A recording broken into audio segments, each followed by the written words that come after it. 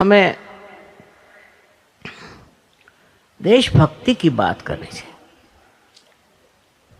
देशभक्ति जरूरी आनी चाहिए।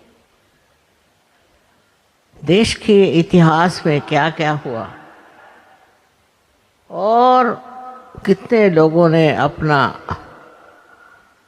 सर्वस्व त्याग किया, इन सब के बारे में बहुत ज़रूरी है कि आप लोगों को जानकारी होनी चाहिए और उसके बारे में आपको बातचीत करनी चाहिए।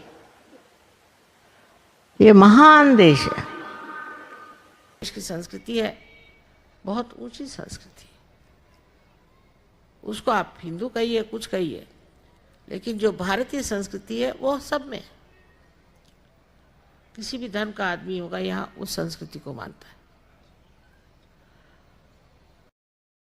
हम तो अनादि हैं, हमारे यहाँ क्या नहीं हुआ। सहज भी चीज हमारे ही भारतवर्ष की, इसी देश में, इसी भारतवर्ष में सहयोग हजारों वर्षों से लोग करते आए। फर्क इतना ही था कि पहले एक गुरु को एक ही शिष्य होता था।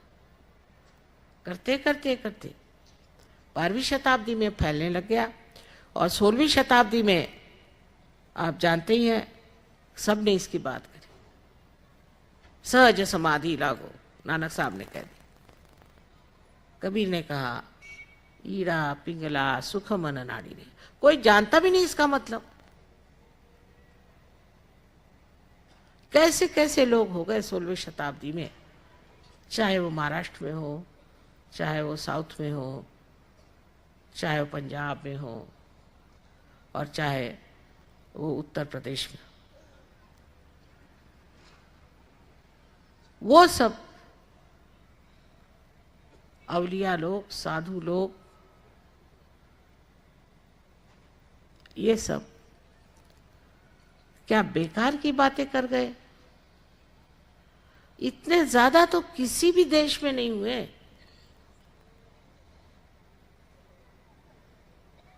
लेकिन हम लोगों पर उनका असर नहीं। और उससे एक और अजीब बात अब चल पड़ी है कि कुछ लोग जो अपने को बहुत विद्वान और इंटेलेक्चुअल समझते हैं, वो एक चौखट बना के उसी में सबको घुमाना चाहते हैं। इस देश में तो अनंत की बात कही गई है, उसको समझने के लिए ये बुद्धि बिल्कुल अयोग्य है, नालायक है, समझ नहीं सकती। जो अनंत की बातें हमारे यहाँ कही गई उसमें तो आपको उतरना पड़ता है सूक्ष्म में, आत्मा स्वरूप में। ऐसे महान देश में आपने जन्म लिया और आपके इस महान देश की और सारे संसार की दृष्टि है और सब सोच रहे हैं कि न जाने यहाँ पर कैसे कैसे आध्यात्मिक गुण लोगों में होंगे। इसी उम्मीद में यहाँ आते हैं और सोचते हैं कि बड़े आध्यात्मिक लोग हैं। सब दूर मैं सुनती हूँ यही बात। हिंदुस्तान को अगर किसी चीज में बहुत गर्व होना चाहिए तो वो हमारा अध्यात्म है। सारे दुनिया में पेड़ जैसे बढ़ गई है उनकी संस्कृति, उनका सिविलाइजेशन, लेकिन हमारा ज्ञान जो है वो मूल का है। इस मूल को जब तक आप प्राप्त नहीं करेंगे तो ये पेड़ सारे गिर जाएंगे और गिर ही रहे हैं, नष्ट हो रहे हैं। और ये मूल अपने भारतवर्ष में। आपको अंग्रेज होने की कोई जरूरत नहीं। उसमें क्या है, उन लोग के पास है क्या?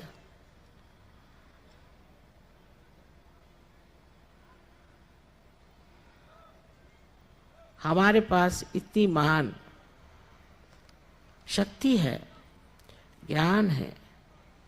आप उसमें उतरिए और आप समझिए कि इस देश में आपका जन्म हुआ है, वो कोई तो भी विशेष चीज है और आप कोई विशेष हैं। उस विशेषता को समझें और अपनी इज्जत करें, अपनी ओर नजर करें, इसे प्राप्त करें और ये सहज में आप प्राप्त कर सकते हैं। कुंडलिनी के लिए आप किताबें ले सकते हैं, पढ़ सकते हैं। पढ़ने के लिए थोड़ा बहुत तो सामान तैयार कर लिया हमने, लेकिन कबीरदास जी ने कहा है पढ़ी पढ़ी पंडित मूर्ख भये, और मुझे बहुत ऐसे लोग मिल गए। इसलिए पढ़ने से पहले आप अनुभव लीजिए। जिस चीज में अनुभव नहीं है उसे पढ़ना क्या। अनुभवहीन बातचीत ही रह जाती। शंकराचार्य ने इसे शब्द जालम कहा है कि इस शब्द जाल से मुझे निकालो, इस शब्द के जाल में मत फंसो।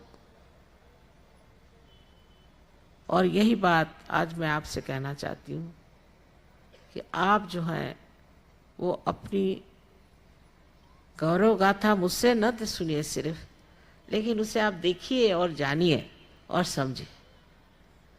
मेरे लिए तो इससे बढ़ के और कोई सुख की चीज़ नहीं।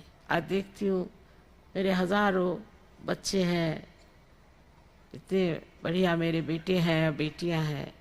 एक माँ के लिए यही है कि हमारे पास जो कुछ भी है सब आप लोग ले लीजिए, सारी शक्तियाँ आप में प्रस्फुटित हो, आपसे बहे और दुनिया देखे। इससे ज़्यादा और एक माँ क्या चाहती। आशा है आप लोग मेरी बात को समझेंगे और आज ही सब लोग पार हो जाएंगे। होने के बाद हम देखते हैं कि बस फिर मस्ती में आ गए, बस अपने को सोचते हैं हम पार हो गए, हम सहयोगी हो गए। लेकिन मैं ये कहती हूँ कि सिर्फ पार होने से ही आप सहयोगी नहीं होते। हम लोग 17-18 साल की उम्र में गांधी जी ने जब ललकारा तो हम सब लोगों ने सब कुछ त्याग करके, स्कूल कॉलेज छोड़ करके, और गांधी जी के संग्राम में बहुत मेहनत की। पुलिस ने मारा पीटा, बर्फ पे लिटाया, बिजली के शॉक्स दिए, सब कुछ किया, पर उस वक्त स्वतंत्रता के लिए सब लड़े और ये कार्य किया। अब आपको स्व का तंत्र जानना है। स्व माने आत्मा और उसका तंत्र जानना है। और ये नया आंदोलन स्वतंत्रता का चला। इसमें सिर्फ आप अगर ये कहें कि माँ हम पार हो गए और हम अपने घर में बैठ करके सहयोग करते हैं, सो चलेगा नहीं। आपको सामूहिकता में आना पड़ेगा। आपको इसमें पूरी तरह से शरीक होना पड़ेगा, इसमें भाग लेना पड़ेगा, कमिटमेंट होनी चाहिए। जिन लोगों ने ऐसा किया वो आज कहाँ से कहाँ पहुँच गए। ये आज की मांग है। उस वक्त स्वतंत्रता में जो लड़े थे, जिन्होंने इतने बलिदान किए थे, हो सकता है कि उसमें बहुत कम लोगों ने शायद कार्य किया हो और वो अपने को बहुत स्वतंत्र समझने लग गए। लेकिन सहयोग में जब तक आप स्व का तंत्र पूरी तरह से जान नहीं लेंगे, जब तक आप अपने को इसमें पूरी तरह से कमिट नहीं करेंगे, तब तक आपका पूरी तरह से उत्थान नहीं हो सकता। उसके लिए आपको बीवी बच्चे छोड़ने नहीं है, घर द्वार छोड़ना नहीं है, पैसा देना नहीं है, कुछ नहीं। सिर्फ थोड़ा सा समय ज़रूर आपको देना होगा और वो थोड़ा सा समय देने से ही आप इसे प्राप्त हो जाएंगे। आज मैंने आपसे कुंडलिनी के बारे में थोड़ा सा ही बताया, आप इस पर पढ़ लीजिएगा, पर पहले पार हो जाइए। पार होना जरूरी है। इतने लोगों ने, इतने दूर दूर के लोगों ने सत्य को प्राप्त किया। सत्य के बगैर मनुष्य का जीवन बिल्कुल व्यर्थ है। जैसे अंधेरे में इंसान टटोलते रहता है, उसी तरह सत्य के बगैर मनुष्य भटक जाता है। उसमें उसका मैं दोष नहीं मानता। दोष है उस अंधेरे का जो उसे घेरे हुए। इसका जो और फैलना चाहिए, उससे जो है एक शांतिमय सुंदर सा एहसासवर्ग इस संसार में आ जाए। और हिंदुस्तान में ये कार्य बहुत जोरों में हो रहा है। उसका कारण ये है कि भारतवर्ष एक योग भूमि, एक पुण्य भूमि, और इस पुण्य भूमि में इस तरह का कार्य होना था ही, दिखाई था, विधि थी, किंतु इतने जोरों में और इतना पढ़कर ये परिवार इतना परिपक्व होगा, ऐसे कहीं भी मुझे उम्मीद नहीं थी। लेकिन ये घटित हो रहा है और होगा भी। इसके आनंद को आप उठा रहे हैं, वो दूसरों को भी देना चाहिए।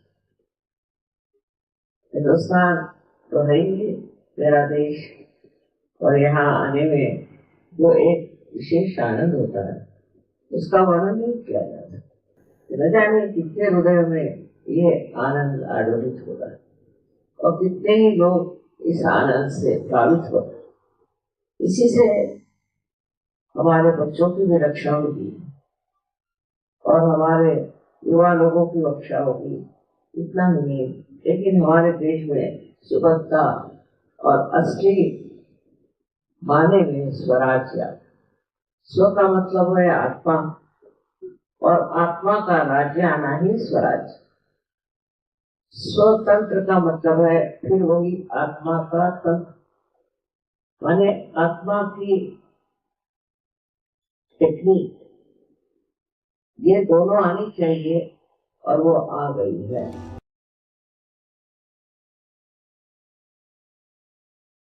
In this country, we had a struggle of freedom. I was a part and parcel of that. My parents were part and parcel of that. They were rich people, quite rich, I should say, from every standard. You'll be amazed, my father burnt all his suits. They were stitched in England. My mother burnt all her saris. They used to spin their own clothes and wear them. I had only one coat throughout my education. When I was in Lahore, which is terribly cold, sometimes can be like London. But we never grudged and never grumbled and never said that our father should have looked after us and done something. Why did he just sacrifice everything for the country? Never, never, never. That quality was created, I should say, by Mahatma Gandhi. He made everybody so transformed into a new personality. All the money that we had, everything that we had, all conveniences, all housing, everything was given up. Not only by my father, but so many of them.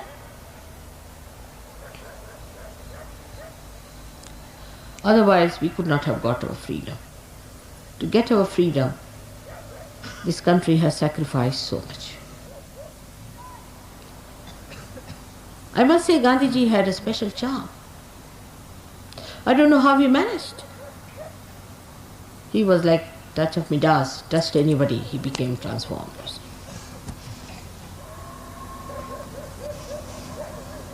And he was an extremely strict man, very kind to me, to children, but he was an extremely strict man. He would not tolerate any nonsense at all. Throughout, if you study the way all these people were brought up, not only for freedom of or independence, but even before that, for spiritual life, anywhere, there's one thing very common, is sacrifice. And the consciousness that you are doing something great.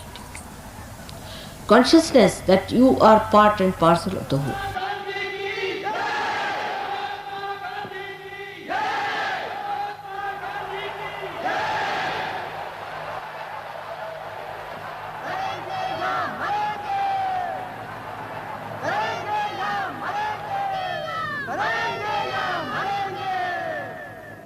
I have seen it with my own eyes.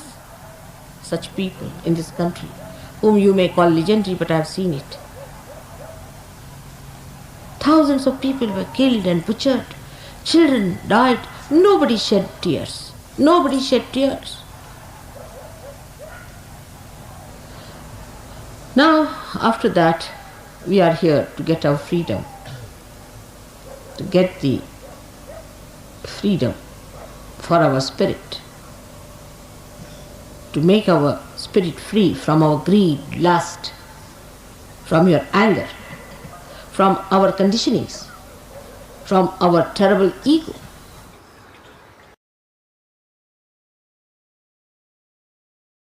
बड़े बड़े महान लोग हो गए, लेकिन कुछ हमारे ऊपर अवकृपा हुई। फॉरेन से हमारे ऊपर इतने लोग आए, उनके कारण हम लोग दिल खोल कर सबसे कुछ बात करना, लेकिन जरूरी है कि अब बताया जाए। परदेश में भी लोगों ने बताया कि हिंदुस्तान में क्या क्या ज्यादती हुई है। इसका मतलब ये नहीं कि आप और लोगों से नफरत करें या दुष्टता करें, पर यह है कि आप समझ लें कि किस तकलीफ से यहाँ पर लोग गुजरे हैं, क्या क्या आफतें लेकर उन्होंने जिंदगी काटी। अगर आप इस चीज को समझ लें तो आपको पता होगा कि हमारा देश कितना महान है और कितने बड़े बवंडर से निकला है। उसका जब आपको पता होगा तो आपको भी अपने देश पर बड़ा गर्व होगा और आप भी सोचेंगे कि क्या महान देश।